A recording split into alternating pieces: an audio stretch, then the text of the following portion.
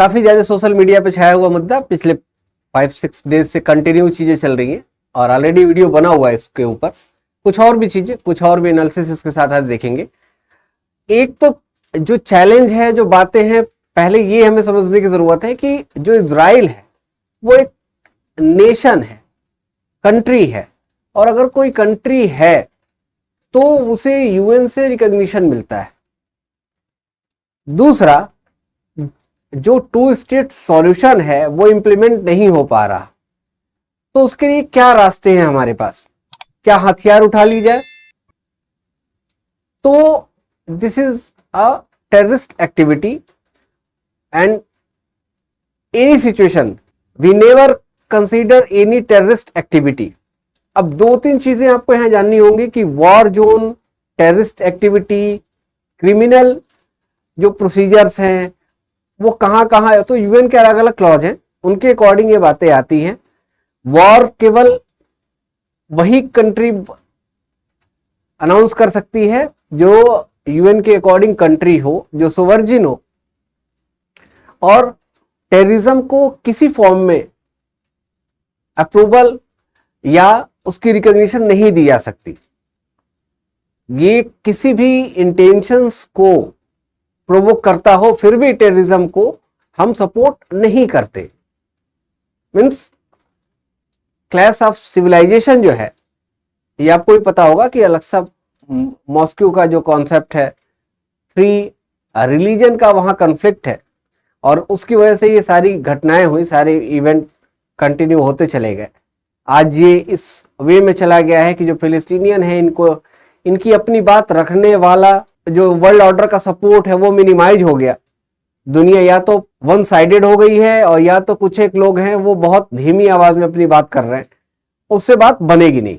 अब clash of civilisation से अगर हम आगे बढ़े, तो किसी कंट्री के ऊपर अगर अटैक हो रहा है और अगर वो कंट्री डिटरेंस क्रिएट नहीं करेगी तो क्या होगा? आपको याद होगा इंडिया के ऊपर अटैक हुआ था जब ताज के ऊपर, लेकिन इंडिया ने रिटेलिएट नहीं किया था। पुरी में हुआ, इंडिया ने थोड़ा सा उसको लेके एक मूवमेंट किया, लेकिन जब पुलवामा होता है उसके बाद देखिए कितना मैसिव तरीके से इंडिया रिटेलिएट करता है। ये नेशन थ्योरी अगर आप पढ़े, वर्ल्ड ऑर्डर को समझे, आप तब तक जिंदा बचेंगे जब तक आप ये साबित करते रहे दुनिया में कि आप भी ताकतवर हैं, नहीं तो आपका बचना नामुमकिन है। और इसी वजह से जो ज्यूस कंट्री है, जो इजराइल है, उसने एक्ट ऑफ वॉर माना हुआ है हमास के इस अटैक को। रीजन, उसके टेरिटरी के अंदर एंट्री करके इनोसेंट लोगों को मारा गया। और अगर किसी कंट्री के अंदर आप अटैक कर रहे हैं तो कंट्री की डेफिनेशन के अकॉर्डिंग भी देखें तो उसकी टेरिटरी डिफाइन होती है। अगर टेरिटरी के अंदर आप इन कर गए तो उस कंट्री का पार्ट होगा। इलीगल तरीके से आप एंट्री करते हैं, और इसी वजह से जो आज एक्ट ऑफ वॉर का की जो टेंडेंसी है, जो वर्ल्ड ऑर्डर का सपोर्ट है, इजराइल को बहुत बेहद तरीके से, बेहद अच्छे तरीके से उसे मिल रहा है। इंडिया ने भी, अब एक बात इंडिया के व्यू को भी कर लेते हैं, फिर हम आगे बढ़ेंगे। इंडिया का कॉन्सेप्ट, इंडिया ने तुरंत हमास के खिलाफ इजराइल को फुली सपोर्ट करने की बात कही। क्यों? इसके ऊपर मैंने वीडियो बनाया हुआ है, देख लीजिएगा। पूरी हिस्ट्री उठा के आप देखिए, इंडिया ने कभी भी हमेशा 2 नेशन कॉन्सेप्ट में फिलिस्तीन का सपोर्ट किया हुआ है, लेकिन प्रैक्टिकल लेवल पे ये जो चैलेंज है ये बहुत अलग है, क्योंकि इंडिया की वल्नरेबिलिटी इजराइल से बहुत ही ज्यादा है। रीजन, इंडिया के अंदर अभी भी यूनिटी का जो कॉन्सेप्ट है बहुत ही ज्यादा लाइट है। हम अभी भी एक सिटीजन नहीं बना पा रहे हैं। ये हमारी एजुकेशन पॉलिसी का कंसर्न है, ये हमारे थॉट प्रोसेस के अंदर चैलेंज है। यही वो चैलेंज है जिसकी वजह से एक जो देश है वो यूनाइट नहीं हो पा रहा। हम कहने को तो एक कंट्री है, लेकिन हमने अपनी थॉट को, अपने फ्रीडम को कंट्री से ऊपर रखा हुआ है। इसी वजह से इंडिया की वल्नरेबिलिटी बहुत ज्यादा है।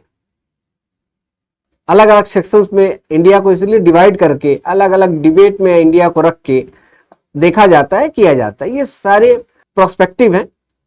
आज की जो सिचुएशन है इजराइल की, तो इजराइल ने ऑलरेडी अनाउंस कर रखा है आज तक कि अगर नॉर्थ गाजा स्ट्रिप से लोग चले जाएं लेकिन वो कहाँ जाएंगे? ये चैलेंज तो बहुत बड़ा है। रीजन बिंग, पहले इजिप्ट का जो बॉर्डर हुआ करते थे, ओपन हुआ करते थे, लोग इजिप्ट चले जाया करते थे। अब इजिप्ट का मेन रोल भी रहा इजराइल कंसर्न्स को लेके। अब इजिप्ट ने क्या किया हुआ है कि इंटरनेशनल प्रेशर या अपनी अपनी पॉलिसी के अकॉर्डिंग जो बॉर्डर है, आपको दिख रहा होगा जो ये बॉर्डर है, ये वाला एरिया, इसे क्लोज कर रखा है। इवन जो हेल्प है वो भी बंद कर रखी है। अब ये नॉर्थ गाजा का पोर्शन है, यहां से लोग साउथ आएंगे, फिर आर्मी कहेगी कि बैक हो जाओ, या आर्मी ये कहे कि नहीं रहना है। ये भी एक चैलेंज है। इंटरनेशनल लेवल पे, मोरल लेवल पे ये बातें नहीं मानी जा सकती कि आप किसी कंट्री के अंदर चले जाए। लेकिन ऐसा क्या हो रहा है कि इजराइल को इतनी काम करने की छूट वर्ल्ड ऑर्डर पर मिल रही है और इजराइल आगे बढ़ता चला जा रहा है। क्या क्या डायमेंशन है इसमें? चाइना और रसिया, क्यों ये एक थ्योरी निकल के आ रही है कि इनके पीछे जो मेन मास्टरमाइंड है वो चाइना और रसिया है। जो अटैक हुए वो नॉर्मल टेररिस्ट ग्रुप के अटैक नहीं है, ये वेल प्लान्ड अटैक है। और ये तभी पॉसिबल है जब किसी कंट्री की मिलिट्री इसे प्लान करे। वो सारी चीजें यहां आपको दिख रही हैं। अराउंड 7 डेज हो गया, अभी भी हमास पीछे नहीं हट रहा, अटैक कर रहा है। हिजबुल्ला का उसे बैकएंड मिल रहा है, लेबनान से हिजबुल्ला के फाइटर जो हैं वो भी अटैक कर रहे हैं।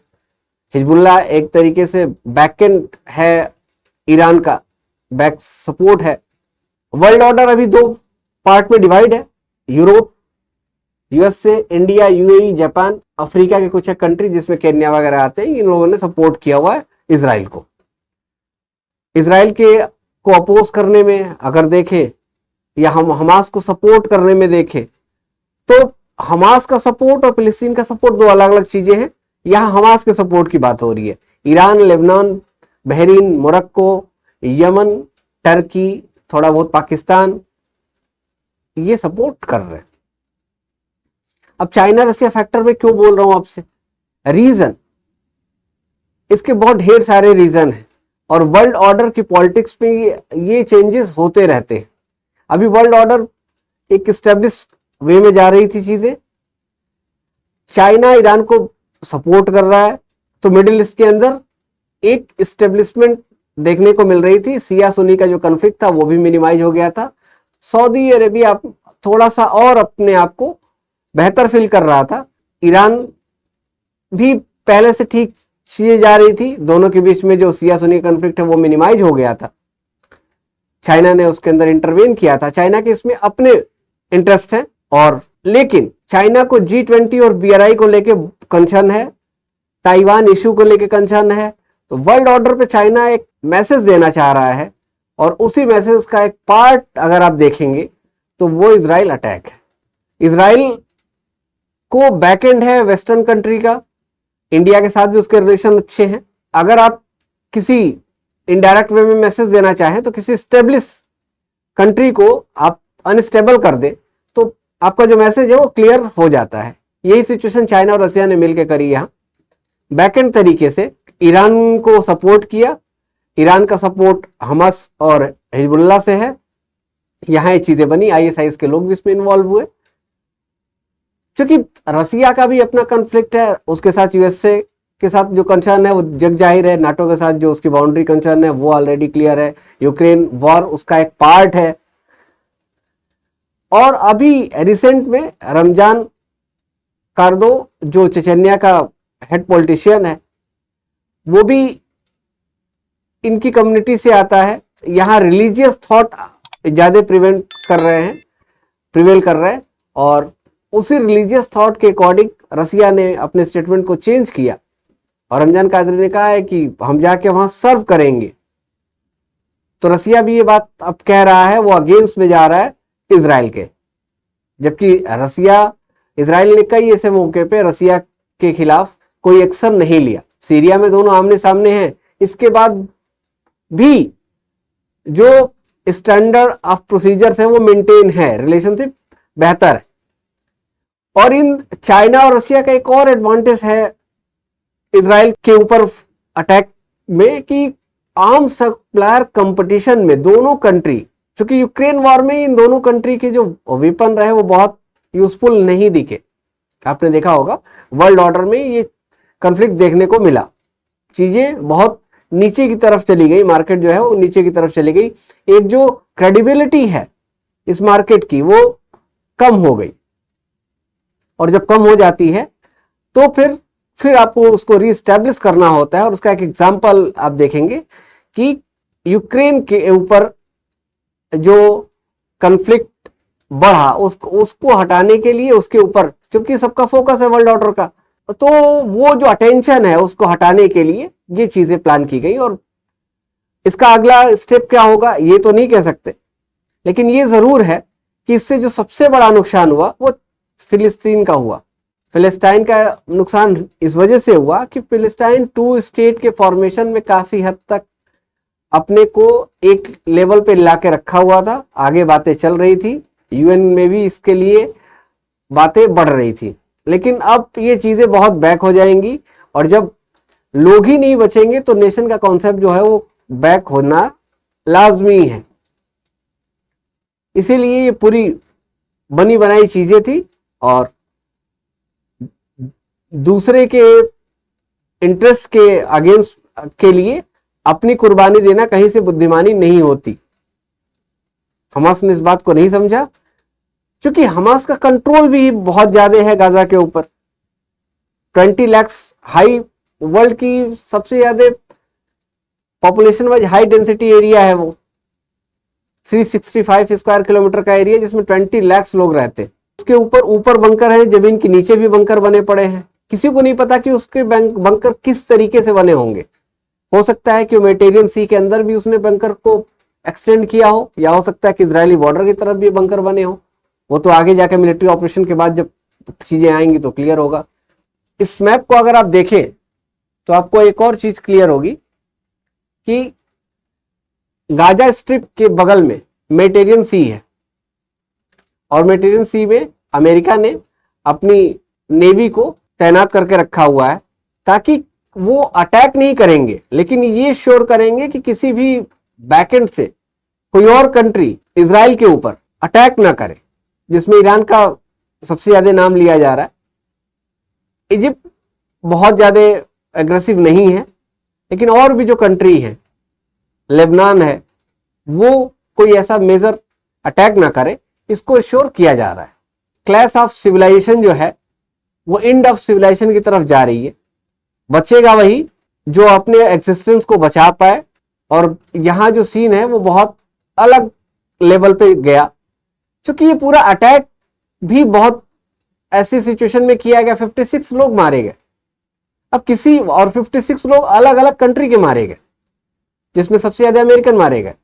तो कोई भी कंट्री अगर अपने लोगों के ऊपर अटैक होगा तो बात देखेगी, वो तो करेगी, और उसका खामियाजा तो आपको भुगतना पड़ेगा। एक स्ट्रॉन्ग और एक वीक कंट्री का कॉन्सेप्ट यही तो कहता है। आज इंडिया अपने आप को स्ट्रॉन्ग क्यों फील कराता है? उसे पता है कि दुनिया को पता है कि अगर इंडिया के ऊपर कोई अटैक हुआ या कोई कॉन्फ्लिक्ट हुआ तो मैसिव रिटेलिएट इंडिया करेगा। जरूरत होगी तो आपकी बाउंड्री के अंदर भी, आपकी कंट्री के बाउंड्री के अंदर भी, जबकि इंटरनेशनल लॉ इसके बियॉन्ड ये इस बात के लिए अलाउ नहीं करता। लेकिन बहुत ऐसे ऑपरेशन होते हैं जो किए जाते हैं, जैसे उसामा बिन लादेन का ऑपरेशन के ऊपर ऑपरेशन किया गया तो पाकिस्तान की टेरिटरी का पार्ट है, लेकिन फिर भी यूएसए ने किया। तो सेल्फ डिफेंस में इस चीज को माना जाता है और कई जो ताकतवर कंट्री है वो करती है। इजराइल ऑलरेडी एक ऐसी कंट्री है। अब देखिए वर्ल्ड ऑर्डर पे लोग, पूरे वर्ल्ड से इजराइल के लोग अपने होमलैंड पहुंच रहे हैं क्योंकि हमें फाइट करनी है। मैं इस बात को केवल इस पे छोड़ के जा रहा हूं कि इंडिया में कभी ऐसा हुआ कि बाहर के लोग, इंडियन जो एनआरआई हैं, वो इंडिया के लिए फाइट करने के लिए आए हों, या आगे क्या हम इंडियन इस लेवल पे अपने आप को नेशनलाइज कर पाएंगे, नेशनल लेवल की जो थॉट है वो अपने अंदर इनबिल्ड कर पाएंगे? ये हो पाए तो बहुत अच्छा है। ऑपरेशन अजय काफी न्यूज में समय है। ऑपरेशन अजय रिपेट्रिएशन ऑपरेशन है जो इंडियन सिटीजन को इजराइल से लाने के लिए चलाया जा रहा है, और इसके अंदर जो सिटीजन अपने इच्छा से रिटर्न होना चाहते हैं उनके लिए है।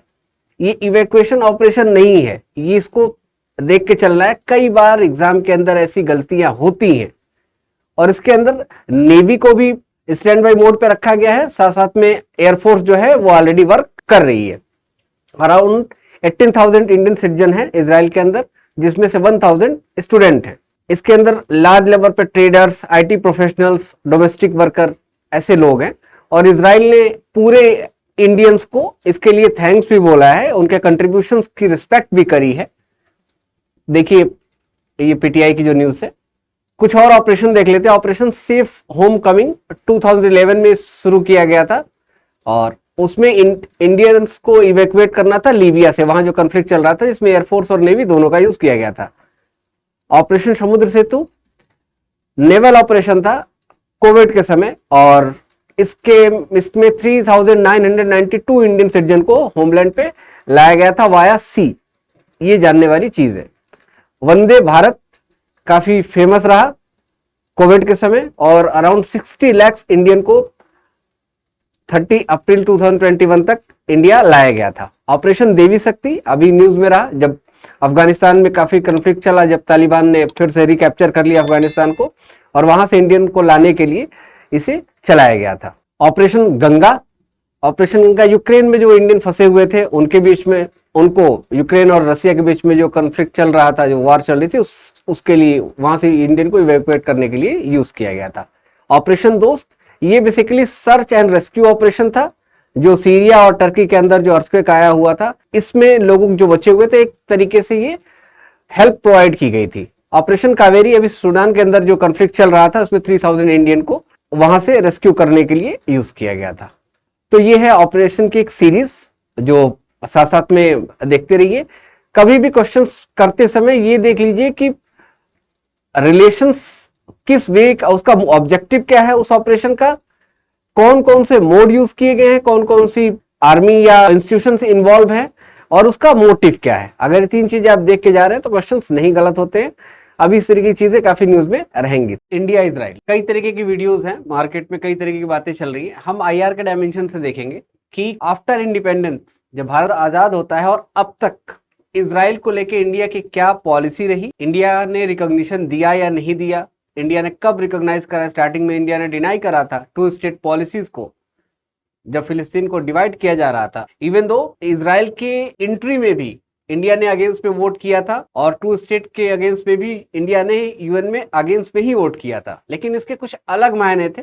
उस समय की सिचुएशन दूसरी थी। जैसे जैसे आगे समय बढ़ा, इंडिया भी स्ट्रगल किया, इंडिया भी वॉर की सिचुएशन में जब जाता है, तो इंडिया को ये फील होता है कि इंडिया की जो फॉरेन पॉलिसी वो बहुत ही ज्यादा प्रैक्टिकल नहीं है। अगर कोई चीज प्रैक्टिकल नहीं होगी, फिलोसफिकल होगी, तो वो सरवाइव नहीं कर सकती। और ये रियलाइजेशंस जो आज का क्रिटिसिज्म भी है, आज हमारे फाउंडिंग फादर का और हमारे जो पीएम रहे उन लोगों का, कि उन लोगों ने कभी इस प्रैक्टिकलिटी को नहीं समझा, और इसी वजह से सारे चैलेंज क्रिएट हुए। तो इस प्रैक्टिकल अप्रोच को भी देखेंगे, और इस वीडियो लेक्चर में ये भी देखेंगे कि क्या इंडिया के ऊपर इस तरीके के अटैक हो सकते हैं, इसकी पॉसिबिलिटी बिल्कुल ये है। तो इंडिया उसमें क्या इजराइल की तरह बिहेव कर पाएगा, और इंडिया इस तरीके की कंसर्न्स को किस तरीके से मिनिमाइज कर पाएगा। 1948 के बाद जब से ज्यूस स्टेट बना, तब से अब तक का ये हमास का सबसे क्रूएल अटैक है, और ये इसलिए भी अटैक बहुत क्रूएल माना जा रहा है कि इसमें नॉर्मल सिविलियन को टारगेट किया गया। एक तरीके से सेल्फ जो ह्यूमिलिएशन है सोसाइटी का देखने को मिल रहा है, वो बहुत ज्यादा खराब है। एकदम जो सिविलाइजेशन का जो लास्ट लेवल है, वहां तक मतलब हम नहीं सोच पा रहे हैं, ऐसी चीजें देखने को मिल रही हैं। इस वजह से वर्ल्ड ऑर्डर में एक सिंपैथी है इजराइल को लेके, और ये होगी भी, क्योंकि ह्यूमन नेचर है कि अगर कोई किसी को पिटता हुआ देखेगा रोड में, तो वो ये नहीं सोचेगा कि क्यों पिट रहा है। केवल 1 या 2% लोग सोचते हैं दुनिया में, और 98% लोगों के अंदर सिंपैथी गेन हो जाती है। उनको लगता है कि एक लोग पिटा जा रहा है, इसका मतलब ये कमजोर होगा। एक इमोशनल थॉट है जो सबके अंदर होता है। जैसे ही अटैक होता है, इसके बाद इंडिया अब तक कभी हमास के अटैक को इंडिया ने कभी ऑफिशियली कंडेम नहीं करा था, लेकिन इंडिया के प्राइम मिनिस्टर ने स्ट्रेट फॉरवर्ड कंडेम करा, और सॉलिडेरिटी भी दिखाई इजराइल के साथ। ये बहुत बड़ी बात है, फर्स्ट टाइम है कि इस तरीके से इंडिया ऑफिशियली इजराइल को बैक कर रहा है। स्टार्टिंग करते हैं कि जब हम आजाद हो जाते हैं, जो नेहरू एरा होता है, तो महात्मा गांधी और नेहरू जी के थॉट प्रोसेस से जो फॉरेन पॉलिसी जो ड्राइव हो रही होती है, यहाँ इंडिया ने फिलिस्तीन वाले कॉन्सेप्ट को टू स्टेट कॉन्सेप्ट को पूरी तरीके से खारिज कर दिया, डिनाई करता है, और इंडिया कहता है कि नहीं, जबकि ज्यूज के साथ सिंपैथी भी दिखाता है कि हमें ज्यूज के साथ सिंपैथी है, लेकिन कंट्री के बिफ्रिकेशन को वो अलाउ नहीं करता। और इंडिया का यह मानना है कि कोई भी कंट्री, ये दोनों ही लीडर्स ये बात की आइडियोलॉजी रही कि कोई भी कंट्री रिलीजियस बेस पे बहुत दिनों तक सरवाइव नहीं कर सकती, ना ही ये इथिकली सही है ना ही लॉजिकली सही है, उनका ये मानना था। ये क्या सही है क्या गलत है, this is not the debate point, ये डिबेटेबल अभी नहीं है, केवल हम बातों को समझते जो हमारे पास अभी है। कहानी आगे बढ़ती है, इंडिया को 2 टाइम मिलता है, एक तो यूएन के अंदर जब एंट्री करनी होती है इजराइल को, तो इंडिया वहां उसके अगेंस्ट में वोट करता है, फिलिस्तीन वाले मुद्दे पे 2 स्टेट में इंडिया यूएन में इजराइल के अगेंस्ट में वोट करता है। आगे जब ये चीजें बढ़ती हैं तो इंडिया 17 नवंबर 1950 को 2 मेजॉरिटी मुस्लिम कंट्री ईरान और टर्की जब रिकॉग्निशन दे देते हैं इजराइल को, तो इंडिया भी इजराइल को रिकॉग्नाइज कर जाता है। ये एक वैलिड पॉइंट है और ये आपकी एग्जाम के लिए भी। इसके साथ इजराइल के लिए इंडिया अलाउ कर देता है अपने कॉन्सुलेट ओपन करना, और मुंबई में इजराइल एक अपना कॉन्सुलेट ओपन करता है। न्यू दिल्ली में अभी तक उसके डिप्लोमेटिक चैनल्स जो हैं वो नहीं वर्क कर रहे हैं, न्यू दिल्ली में उसका कोई ऑफिस नहीं है। इसके बाद 1960 से 70 का जो दौर आता है, यहाँ ये बातें कही गई है कि जो फिलिस्तीन लिबरेशन ऑर्गेनाइजेशन है वो उसको रिप्रेजेंटेशन मिलता है यासिर अराफात के लीडरशिप में। यासिर अराफात काफ़ी अच्छे लीडर है, काफ़ी बड़े लीडर है, दुनिया जानती है उनके बारे में, और उन्होंने काफ़ी अच्छा इंडिया के साथ डिप्लोमेटिक इंगेजमेंट किया, लार्ज लेवल पे किया, और उसका एडवांटेज मिलता चला गया कि जनवरी 10, 1975 को इंडिया के अंदर फिलिस्तीन का जो डिप्लोमेटिक ऑफिस है वो ओपन हो जाता है, और फिलिस्तीन का भी जो फॉरेन रिलेशन है इंडिया के साथ वो काफ़ी बेहतर हो जाता है। आगे चीज़ें बढ़ रही होती हैं, यहाँ तक चीज़ें नॉर्मल थी। 70s के बाद जब इंदिरा गांधी आती हैं और राजीव गांधी का दौर शुरू होता है, तो बहुत अच्छे रिलेशंस नहीं रहते हमारे इजराइल के साथ। रीज़न बीइंग कि हम अरब वर्ल्ड को लेके बहुत ज़्यादा इम्फेसाइज करते हैं, और जो हमारे पहले की जो फॉरेन पॉलिसी है उसकी कंटिन्यूटी भी आपको यहाँ देखने को मिलेगी कि उसको हम फॉलो कर रहे होते हैं, तो हम बहुत ज़्यादा इसे सपोर्ट नहीं करते। और कोई भी कंसर्न अगर गाजा में क्रिएट हो रहा होता है या वेस्ट बैंक में हो रहा होता है, तो हम इजराइल के अगेंस्ट में भी बातें कर रहे होते हैं। कहानी आगे बढ़ती है, और 62, 65 और 71 तीनों इंडिया के लिए वॉर की सिचुएशन रही। चाइना और पाकिस्तान के समय इंडिया को अपनी फॉरेन पॉलिसी का रियलाइजेशन यही समझ में आता है जब पूरा अरब वर्ल्ड साइलेंट हो जाता है। इवन दो पाकिस्तान के वॉर के समय सपोर्ट करता है पाकिस्तान को, जबकि इंडिया के foreign relations in Arab world की कंट्री से बहुत अच्छे थे, लेकिन फिर भी वो पाकिस्तान को सपोर्ट करता है। और जो इजराइल है वो इंडिया के साथ खड़ा होता है, आर्म एंड एम्यूनेशंस का भी सपोर्ट इजराइल कर रहा होता है। ये एक बहुत बड़ी बात है, एक डिप्लोमेटिक चैलेंज होता है, और उस समय इजराइल इंडिया के साथ कंधे से कंधा मिला के काम करता है। इसके बाद दुनिया की का भी जो स्फीयर है वो बदल रहा होता है, क्योंकि ये कोल्ड वार का एरा है। आपको भी पता है कोल्ड वार के बाद जैसे ही यूएसएसआर का बिफ्रिकेशन हो जाता है तो कोल्ड वार का एरा खत्म हो जाता है। तो जो इंडिया का नॉन अलाइनमेंट मूवमेंट था वो भी कहीं ना कहीं स्लो पड़ रहा होता है, वो भी कम हो जाता है। इंडिया की इकोनॉमिक जो पॉलिसी है वो भी ओपन हो जाती है, ओपन इकोनॉमी के कॉन्सेप्ट में हम चलने शुरू हो जाते हैं, लिबरलाइजेशन को हमने अडॉप्ट कर लिया, ग्लोबलाइजेशन, एलपीजी रिफॉर्म इंडिया में हो गए होते हैं। अब इंडिया को ये बात और सही से समझ में आती है, और सबसे पहले 1992 में डिप्लोमेटिक रिलेशंस जो हैं वो इजराइल के साथ बेहतर होने शुरू हो जाते हैं। ये कहानी चलती रहती है। कारगिल वार जो एक लैंडमार्क रहा दोनों इंडिया और इजराइल के रिलेशन में, कारगिल वार के समय जब इंडिया को रियलाइज होता है कि इंडियन एयरफोर्स को ऐसे वेपन चाहिए जो प्रिसीजन टारगेट को हिट कर पाए, और उस समय इंडिया की मदद कोई नहीं करता, लेकिन इजराइल की जो एयरफोर्स है वो इंडिया की मदद करती है, उसे बॉम्ब प्रोवाइड करती है, और इसके बाद से इंडिया की जो फॉरेन पॉलिसी है वो 360 मूव कर जाती है। उसे ये समझ में आ जाता है कि केवल कथनी से जीवन नहीं चलता, अगर वॉर की सिचुएशन है और हमारे साथ कोई खड़ा नहीं हो रहा तो इनके कोई मायने नहीं होंगे। और इसके बाद उस समय के जो फॉरेन मिनिस्टर जसवंत सिंह वो जाते हैं, फिर उसके बाद एक सबसे बड़ा हायर डेलीगेशन जो जाता है, लाल कृष्ण आडवाणी जी जाते हैं। This is not political debate, ये केवल इंफॉर्मेटिव बातें हैं, मैं वो कर रहा हूं। तो इसके बाद 1998 के बाद से इंडिया को समझ में आता है कि वाकई जरूरत है इजराइल की, और इजराइल हमेशा बुरे वक्त में हमारा साथ देने के लिए तैयार रहता है। अब 2014 का समय, जब आपके पीएम साहब मोदी साहब आ जाते हैं, ये खुल के इजराइल के सपोर्ट में आते हैं। पहली बार ऐसा होता है कि कोई पीएम इंडिया का वो इजराइल जाता है, और वो भी फिलिस्तीन को ड्रॉप करते हुए, फिलिस्तीन के पास वो नहीं जाते। जबकि ऐसा होता था कि दोनों को बैलेंस करने के लिए, तो वेस्ट एशिया की जो पॉलिसी है उसको बैलेंस करने के लिए यूएई, सऊदी अरेबिया, और इसके बाद हम फिलिस्तीन जाते थे। इस तरीके से हम मैनेज करते थे। लेकिन इंडिया ने यहाँ यूएई, सऊदी अरेबिया, इनके साथ तो रिलेशन अपने स्टेब्लिश रखे, लेकिन यहाँ फिलिस्तीन को ड्रॉप कर देते हैं और डायरेक्टली इजराइल चले जाते हैं। पहली बार होता है कि इंडिया कोई पीएम जाता है। इसके बाद नेक्स्ट ट्रिप में वो फिलिस्तीन जाते हैं, इस टाइम उन्होंने इजराइल को छोड़ दिया। तो एक अपने हिसाब से डिप्लोमेटिक बैलेंस कर रहे होते। 2017 में ही फिलिस्तीन के जो पीएम साहब होते हैं वो भी इंडिया आते हैं, यहां से चीजें बेहतर चल रही होती है। इसके बाद कई तरीके के पैक्ट होते हैं इजराइल के साथ, आपने देखा होगा, डिफेंस, मिलिट्री, तमाम तरीके के एग्रीकल्चर से रिलेटेड, वाटर प्योरिफिकेशन से रिलेटेड एग्रीमेंट हो रहे होते हैं। तो ये चीजें एक इंडिया के लिए बेहतर बनी हुई हैं। अब जो अब्राहम अकॉर्ड साइन करने वाला जो कॉन्सेप्ट है, यहाँ सऊदी अरेबिया और इजराइल के जो रिलेशन है वो बेहतर हो रहे होते हैं।